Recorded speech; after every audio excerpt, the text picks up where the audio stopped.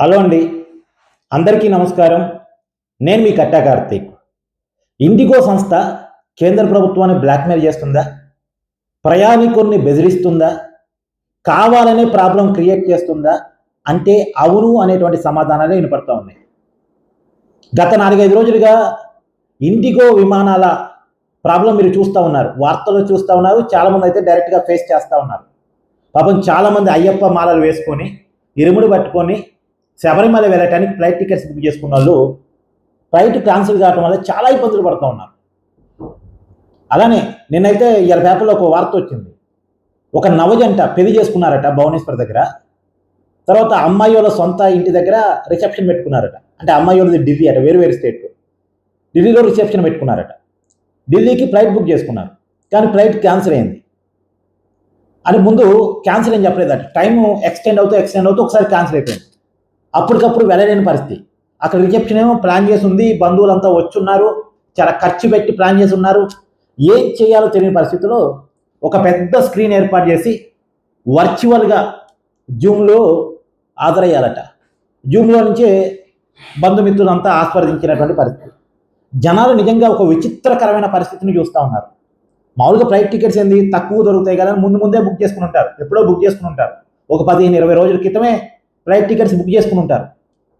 ఇప్పుడు ఒక్కసారిగా క్యాన్సిల్ అయిపోతే వాళ్ళకి ఆల్టర్నేటివ్ దొరకాలిగా.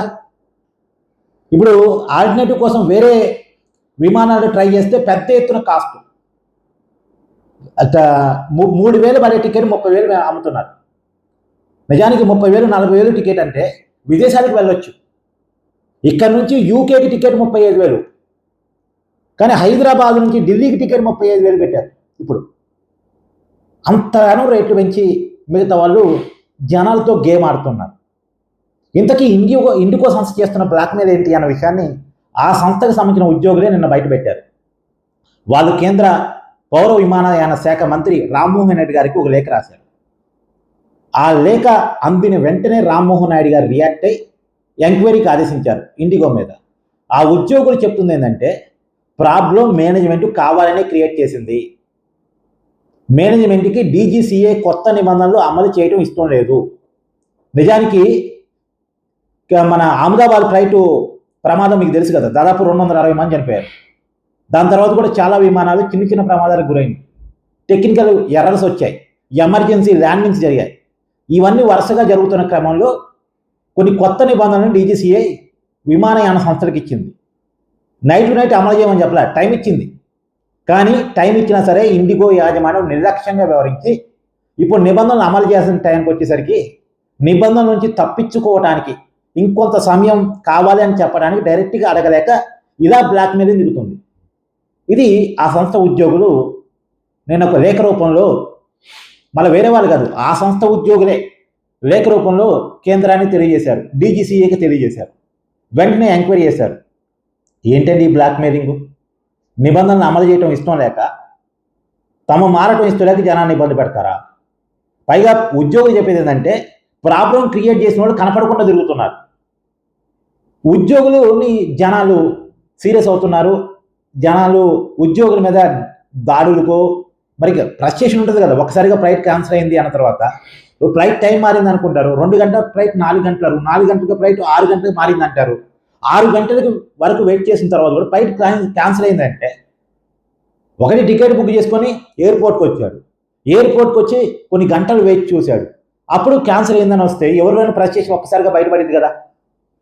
అందుకని ఉద్యోగులు ప్రాబ్లం ఫేస్ చేయాల్సి వస్తుంది. ప్రయాణికులు ఉద్యోగుల మీద విరుచుకు పడుతున్నారు.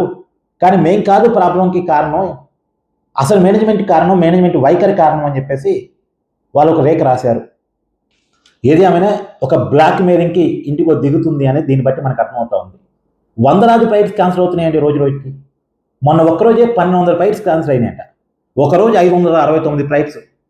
మొన్న హైదరాబాద్లో ఒక్కరోజే 79 ఫ్లైట్స్ క్యాన్సిల్ అయింది. ఎంత దారుణం!